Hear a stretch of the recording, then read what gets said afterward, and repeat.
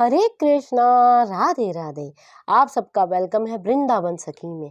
I hope आप सब खुश होंगे, बढ़िया होंगे और हमारी तरह ठाकुर जी की सेवा में मदमस्त होंगे और ठाकुर जी की कृपा का अनुभव भी कर रहे होंगे। तो फ्रेंड्स, आज हम इस विषय में बात करेंगे कि आप लोगों के मुझे काफ़ी प्रश्न आते हैं कि दीदी, ठाकुर जी के स्नान में हम किस किस चीज़ों का यूज़ कर सकते हैं, किस प्रकार ठाकुर जी को स्नान कर सकते हैं। तो आज हम इसी विषय में बात करेंगे कि ठाकुर जी के स्नान में हम किस जल का उपयोग करें, किस पानी का उपयोग कर सकते हैं, किन किन चीज़ों से ठाकुर जी को अभिषेक करा सकते हैं और कहीं हम अभिषेक कराने में कोई गलती तो नहीं कर रहे हैं। तो आज इसी विषय में बात करेंगे। तो देखिए फ्रेंड्स, गोपाल जी को अगर आपने घर में रखा है तो जाहिर है उनकी सेवा भी आप करते होंगे, क्योंकि वो भक्त ही होगा जो गोपाल जी को अपने घर में रखेगा। वो भक्त जो गोपाल जी को अपने घर में रखेगा तो गोपाल जी की सेवा भी अवश्य करेगा। और सेवा में सारे कार्य आते हैं, यानी ठाकुर जी को सुलाना, ठाकुर जी को उठाना, ठाकुर जी को खिलाना, ठाकुर जी को नहलाना भी। तो नहाना भी, नहलाना भी ठाकुर जी की एक सेवा है। ठाकुर जी का श्रृंगार करना भी ठाकुर जी की एक सेवा है।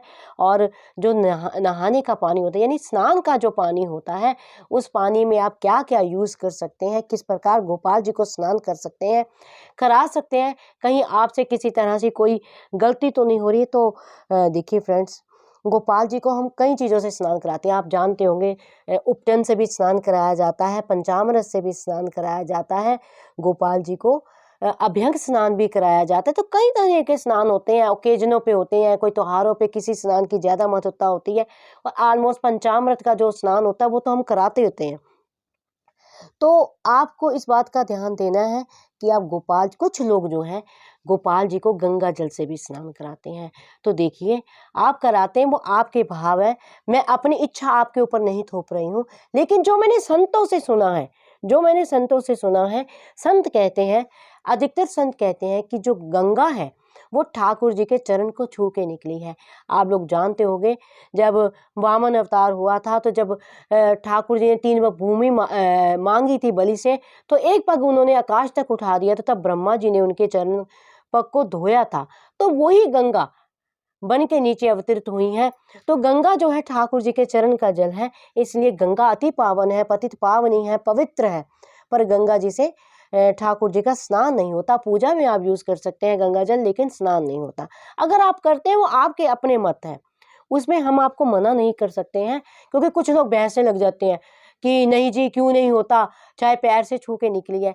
अब आपकी इच्छा है, अगर आप अपने चरणों का जल, जिस पानी से आप अपने पैर धोते, एक बाल्टी में पानी डालिए, उसमें पैर धोइए, फिर उस पानी को आप अपने सिर पे डाल सकते हैं, तो आप ठाकुर जी को भी नहला सकते हैं। वो आपके अपने विचार हैं। तो फिर प्रश्न उठता है कि अगर गंगा जल से नहीं स्नान करा सकते हैं तो फिर हम किस चीज़ से स्नान कराएं ठाकुर जी को। तो देखिए, आप यमुना जल से स्नान करा सकते हैं। वैसे भी ठाकुर जी की पटरानी है, महारानी है यमुना जी, कालिंदी के नाम से विख्यात है।